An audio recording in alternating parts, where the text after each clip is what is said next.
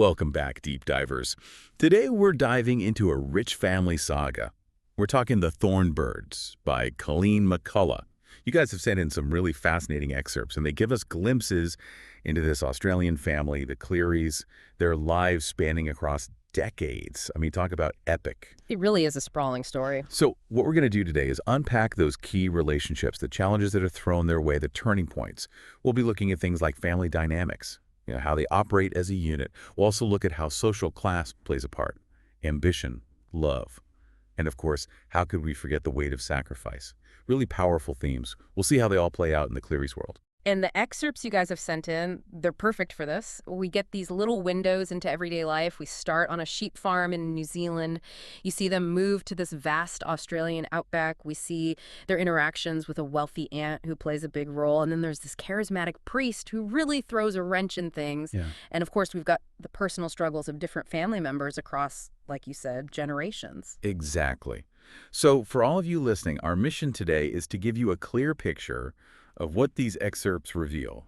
We're going to highlight how complex their world really is and those forces that start shaping their destinies right from the very beginning. Let's get started, shall we?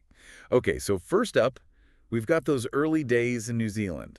Life seems pretty basic there, wouldn't you say? Oh, absolutely. Very much so. Even things like new clothes, we see that those were really rare treats. It was birthdays, maybe Christmas. That's when they might get something new to add to their, well, let's be honest, pretty meager wardrobes. I mean, you really get a sense of how much they had to make do. Right. It makes you appreciate how much value they placed on, even, well, on the small things. Like, there's this detail about Maggie's doll, Agnes, and they say it was like her one and only trip into town just for this doll. Wow. Which really emphasizes how isolated they were. And the fact that Fee, her mother, remembered this specific desire, I mean, that speaks volumes about her as a mother, especially in the constraints of their life. It wasn't easy for them. And when Frank asks Fee about it, she quickly changes the subject. It makes you wonder, is she hiding some kind of sacrifice? Maybe financial? Something she didn't want to burden him with. Oh, interesting. I didn't pick up on that. Then there's that snapshot of their family dinners. Mm-hmm. Fee sounds so efficient, like a well-oiled machine serving everyone so rapidly. And little Stuart's dislike of, remember this, Urkel, stew. And get this, he was supposedly even named after it. Poor kid. Right. It really paints a picture of, I don't know, this lively family dinner, but also the sheer amount of food they're going through. Big plates, heaped with food. It makes you think about the physical demands of their life, all that work they had to do. Absolutely. It grounds us in their reality. You're right. Those portions, they probably reflect how much energy they needed, to do all that hard labor. And then there's Frank. He's so willing to help with the dishes, giving Fee a break. It reveals, to me at least, his sense of responsibility, wanting to ease her load. And then he says it right. He wants them to be rich one day. A clear sign they knew where they stood financially. Yeah, no kidding. Yeah. No, Frank, there's this, I don't know, darker side hinted at, right? The excerpts mention this vicious streak, something his brothers knew about, but he kept hidden from Fee and Meggie. It's early on, but we see those complexities in his character. It does make you wonder, what pressures was he facing? Or was it just part of who he was, something he felt like he needed to hide from the women in his life? And Fee, you see her concern for him, how different they are compared to Patty, their father. That little gesture of affection she shows him, smoothing his hair, it suggests a complex bond. Maybe an understanding of his inner struggles, Yeah, that's interesting. And their family history, even back to New Zealand, it plays a role. We hear about the Armstrong family, the social standing, Fee's lineage, her connection to the founder of the New Zealand clan, Roderick Armstrong. But then they call her marriage to Patty a shocking misalliance from the Armstrong perspective. So much for family ties, huh? It's really a sign of the times, the rigid social hierarchies. And then you've got Roderick Armstrong's own history, a transported convict. Wow. And they say he was a real Tartar during the voyage, constantly rebellious. So you can see this independent streak, maybe even anti-establishment running in the family, which makes their disdain for Patty, a working man, well, a bit ironic. It's like they forgot where they came from. Okay, let's move on to the kids. We get this image of them walking to school 5 miles. 5 miles. Imagine that. Little kids walking that far. Yeah. And Maggie's struggling, remember? Yeah. And then Bob, Gruff Bob, gives her a piggyback ride. Oh, that's sweet. But you get the sense he's trying to act tough, in front of his brothers. Like, he doesn't want them to think he's gone soft. I bet you're right. But that small act of kindness, I think it speaks volumes about their sibling bond. Yeah. amidst all the teasing and everything. Then there's Meggie taking the blame for Bob being late Hmm. and then getting caned for it. And then that whole incident with Sister Agatha. Oh my gosh, yes. It's like she's carrying everyone's burdens even at such a young age. And those canings, they sound pretty brutal. They do, don't they? Afterwards, there's this moment where she finds comfort with Frank in the hay near Mr. Robertson's mare. It really shows their closeness, like he's a safe haven for her. And then there's this detail about her wanting a willow pattern tea set for her birthday, but knowing it's probably too expensive. That just tugged at my heartstrings. Yeah, me too. It's that innocent longing for something beautiful, something just out of reach. It really highlights their situation. Okay, then things take a bit of a dark turn. There's the incident with the tick. Oh, yeah. Fee, understandably, freaks out. And then Patty, he just explodes, threatens the blasted Dago, probably the owner of the animal with the tick. It shows you his temper, quick to anger, and maybe some prejudices within that community, too. For sure. And then Teresa chimes in, talking about how her dad had to leave the district because of Patty. It's like he's got this reputation for being confrontational. And then little Meggie learns to suppress her emotions. That's a tough lesson for a child. So sad. Really a defining moment for her, I think. A coping mechanism, maybe, for all the challenges ahead. We then learn about Frank and his fighting reputation back in the Taranaki Peninsula. It seems like his anger, his frustrations, they fueled him in the boxing ring. Makes sense, right? It does, yeah. And then you have Meggie witnessing him chopping wood with this intense energy, powerful image, and her being so distressed at the thought of him leaving. Their bond is so strong. He was a real anchor for her in those early days in New Zealand. Absolutely. Then everything changes. Mary Carson's letter arrives, Wow. and they're off to Australia. Talk about a life-altering event. Patty makes this joyful announcement, a fresh start. But is it really? Well, there's Mary's generosity, providing the head stockman's house and all its furnishings. Seems generous, but you have to wonder if there are strings attached. Like, there's this underlying power dynamic, right? Yeah. And Fee's relief at not having to live in the same house as Mary. That speaks volumes about their potential relationship, or lack thereof. Oh, for sure. Then they book passage on the Wahine, same name as their town, back in New Zealand. Interesting little connection there. Right, a tie to their past as they head into this uncertain future. And Meggie. Poor Meggie, so seasick. She imagines the ship itself is in pain. It's almost like she takes on the suffering of others. So empathetic, even as a child. They arrive in Sydney. Wellington is dwarfed by comparison. Then the long train journey to Gili. What a journey for a family relocating. A huge undertaking. Absolutely. Yeah. Then they meet Father Ralph de Brickassart. Big moment. He immediately points out Patty's resemblance to Mary. Then he lays the charm on thick with Fee, complimenting her beauty. Talk about a first impression. He definitely makes an entrance. What's interesting is how differently they all react to him. Patty seems to like him right away, maybe thinking of priests back in Galway. But the rest of them, well, their religious upbringing seems rooted in fear, so they're more cautious. Makes Father Ralph an outsider, but one who's clearly going to be a huge part of their lives. Oh, yeah. You can sense that right away. And finally, they reach Drogheda, the main house. It's described as impressive. But they're stuck with the house down by the creek, a clear sign of where they stand. The contrast with New Zealand is stark. An outdoor lavatory, that ever-present dust. The Australian outback is not messing around. It's harsh, no doubt about it. Father Ralph even comments on the dust. It's like a constant reminder of where they are now. And then he fixates on Meggie, her eyes, the fact that girls are rare in their family. He's definitely intrigued. He's taking notice. Then they start settling in. Patty and the boys are learning the ropes, the hard work of station life. We hear about the home paddock, the pepper trees, the sheer scale of the place. And then Mary Carson. Oh boy, she makes these condescending remarks to Fee about her social standing, even with the Armstrong connection. She can't resist putting Fee in her place. Mary is all about that social hierarchy. She's a product of the squattocracy, those wealthy landowners who held all the power in Australia back then. And she makes sure Fee knows her place, despite coming from a good family. But, despite Mary, we see Meggie and Stuart working hard, learning to handle snakes, spiders. They adapt to this tough environment. And there's Mary again predicting this awful drought. Doesn't bode well, does it? Nope, not at all. Father Ralph shows his skills mustering sheep. Apparently, Frank's not so great at it. Then comes a downpour, turning everything to mud. You really get a sense of how unpredictable and unforgiving the land can be. Yeah, for sure. And then the older boys leave school to help out. Practical choice. Education takes a backseat to the demands of the station. But Father Ralph, He pulls some strings and gets Meggie and Stuart into Holy Cross.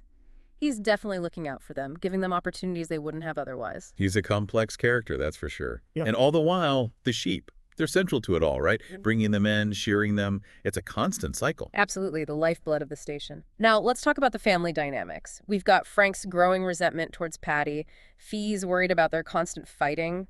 It's like a classic clash of generations, you know? Father versus son. Yeah, Frank feels trapped. Fee just wants him to be happy. It's heartbreaking. She can't seem to bridge the gap between them. And Mary, she doesn't seem to care much about Frank, does she? She's got her favorites, that's for sure. And then Father Ralph, he makes this cynical comment about Mary's wealth and the future donations to the church. Shows a different side to him. Worldly, maybe? Definitely pragmatic. He's thinking ahead. And poor Patty, just a working man stuck in this world of wealthy landowners. The squatocracy we talked about. Exactly. The class divide is so clear. Then, bam! Frank drops the bombshell. He's joining a boxing troupe. Talk about a turning point. Poor Patty blames himself. Thinks he drove his son away. And it's tough to see. Yeah. And Father Ralph, always the strategist, tells Patty to keep the truth from Fee. Secrets and lies, you know it's going to come back to bite him. Oh, it always does. Fee's pregnancy with Hal, she's so subdued. And little Meggie steps in, almost like a mother figure. Frank's leaving. It's clearly taken its toll. Then we have Stuart. Quiet, observant. Father Ralph even says he's not human. Wow. Stuart is an enigma.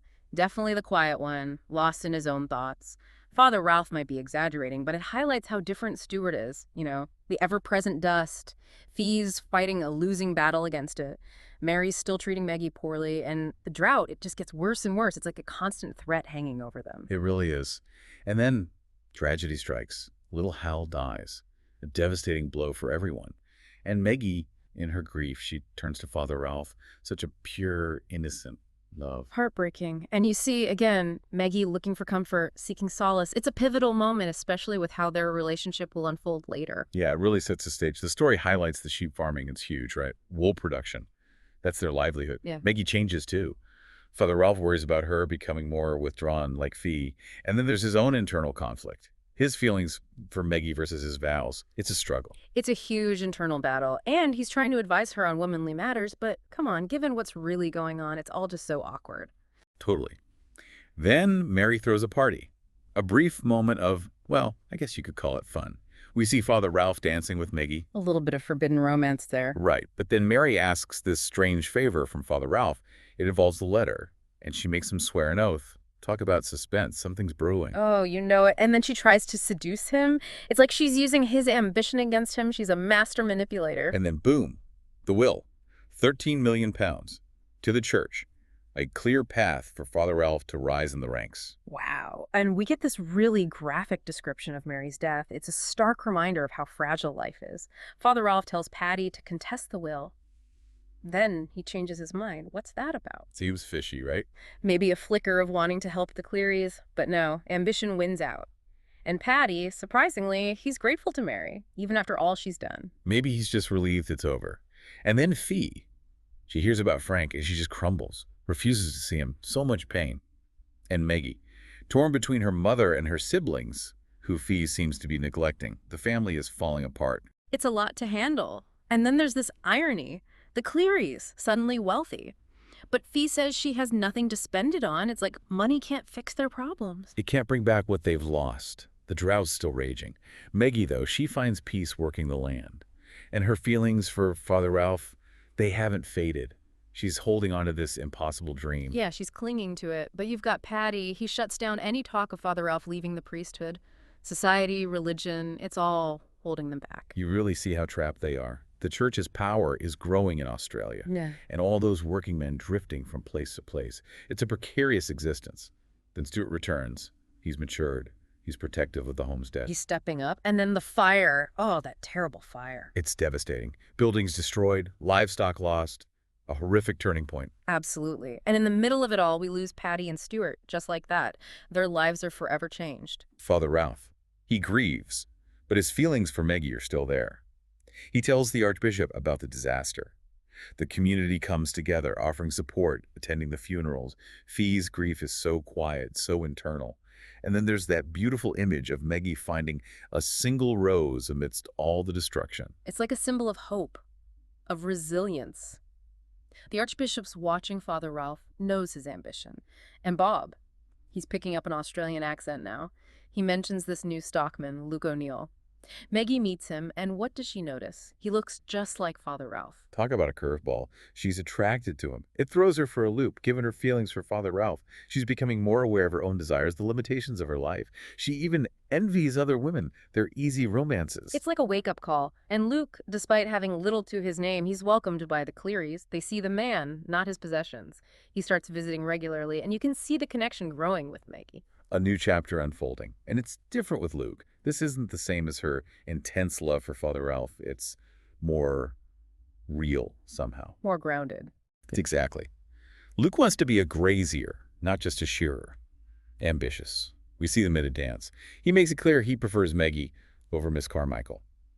Then things get intimate. New romance blossoming. But then Luke says he's got to cut cane in North Queensland. Good money, he says. A big decision that'll impact everything. It's a turning point. They get married. Meggie puts in a lot of the money. They plan for their own station. A marriage of practicality, maybe, not just love. It makes you wonder. They travel north. Meggie's not comfortable in this new environment. And the marriage, well, it's not exactly blissful. Their intimacy is strained. Things aren't what she hoped for. Luke suggests she work as a housemaid at Himmelhock to make ends meet. It just pushes them further apart. Right. Maggie's unhappy, longs for Drogheda. She's lost. And Father Ralph, he becomes Archbishop, but he's still asking about her, still thinking of her. Yeah. The Archbishop, too, he seems to know how important she is to Father Ralph. She's left a mark. Meggie gives birth to Justine, a difficult labor. And her feelings for both Justine and Luke, they're complicated. It's messy, isn't it? Motherhood, marriage. The Archbishop visits. Things are strained between him and Meggie. You can tell there's a lot left unsaid. Years of history there. Maggie's still independent. She reflects on her life. Luke acknowledges Justine, but it's so casual, like it's just a fact, not something he feels deeply. And Euler, she sees it, the connection between Meggie and Father Ralph. It hasn't gone unnoticed. Some things are just too powerful to ignore. Luke returns, but nothing's changed. It's all surface level. Yeah. And then Meggie and the Archbishop, they have this charged reunion. It leads to an intimate encounter. Oh, wow. Talk about forbidden. The fallout is huge. It's a turning point. For both of them. They have this difficult conversation, and Meggie decides to leave Luke. She's going back to Drogheda. When the Archbishop leaves, they say he looks sad. He's torn. Meggie confronts Luke. It's icy. She accuses him of mistreating her, wasting her money. He's bewildered, brushes it off. But Maggie's done. She takes Justine and heads home. Back to Drogheda. Fee must have been shocked. And then to find out Maggie's pregnant again. Life at Drogheda, it's familiar, but there's still problems. Rabbits, for one. But Maggie's pregnancy is different this time. She feels a real connection to her unborn child. And get this, the Archbishop, reflecting on Meggie, he calls her his only attempt at creation. Wow. Powerful words. It really shows you the depth of his feelings. It does. Meggie works hard, but she struggles with being away from her kids. You see, Justine and Dane, their personalities are so different. And then the world changes again. World War II. It reaches even Australia. It's a global event, impacts everyone. Jims and Passy end up serving in the desert. The war ends, and guess what else? The drought finally breaks at Drogheda. Time for healing, renewal. A fresh start. Even Fee starts to accept some modern conveniences. She's coming around. Fee and Meggie talk about divorce. It's interesting, their views on the church are different. And Fee, she recognizes Maggie's feelings for Ralph. She gets it. She sees her daughter. Really sees her. There's a ceremony honoring Cardinal de Bricquesart. He returns to Drogheda for Christmas. Everyone reacts differently. Fee accepts Frank, who's a changed man. Time heals all wounds. Sometimes. Justine's a young woman now, independent, wants to be an actress. She teases Meggie and Dane. Then she drops a bomb on Dane. She tells him about losing her virginity. Just like that. Outspoken, Justine. And then Dane decides to become a priest. Maggie's floored. It brings up so much for her. But she comes to terms with it. It's his path. Fee and Anne understand. They support Meggie. Dane, he's committed to his vocation. Cardinal Vittorio sees it. The genuine calling. And then there's this trip. Meggie and Justine go to London before Dane's ordination. Justine's larger than life, teasing the cardinals. But she's clueless about Meggie and the cardinals' past. The secret remains hidden. We learn about her Hartheim, his connection to Justine. Dane studies in Rome for 8 years. Justine, well, she's still marching to the beat of her own drum. That's Justine. The cardinal and Justine have this playful banter. But there's something deeper going on between Justine and Hartheim. It's complicated. Justine plans to return to Drogheda. Thinks about her relationships. Time for reflection. Meggie and Fee talk about Justine's return. And then, out of the blue, Raynor arrives at Drogheda. Unannounced. And then the news hits. Dane is dead, drowned in Greece. Just awful. Maggie's grief is unbearable. She finally confronts the cardinal, asks him straight out if Dane was his son. Years of unspoken truth finally coming out. Cardinal Vittorio tries to offer comfort, puts it in a religious context, but nothing can truly ease Maggie's pain. Her grief is immense. It's a loss that will stay with her. Justine returns to Drogheda, grieving for her brother. Her relationship with Raynor continues. They decide to get married. Meggie finds a kind of peace and acceptance of her life. A hard-won piece. Cardinal de Bréquissart makes one last visit to Drogheda, and he dies there. Then Fee passes away too. Her last thoughts are about the Thorn Bird, the mythical bird who sings its heart out even as it dies. Beautiful and tragic. It's a fitting end to their story. We've covered a lot. We've seen the Clearys' journey from New Zealand to the Australian outback. We've seen their strength, their love, their losses. Their story's been shaped by hardship, by their environment, by ambition, and by faith. What shines through is the complexity of their relationships, the clashes between what they want as individuals and what society expects of them. It's a story about resilience, about the power of family, and the enduring impact of love, even when it's forbidden or unrequited. So, deep divers, here's something to think about. What do you think is the real legacy of the Clearys? What will they be remembered for? How did those clashes between personal desires and societal expectations shape their lives? What were the lasting consequences? Leave us your thoughts in the comments. Thanks for joining us on this deep dive into the Thorn Birds.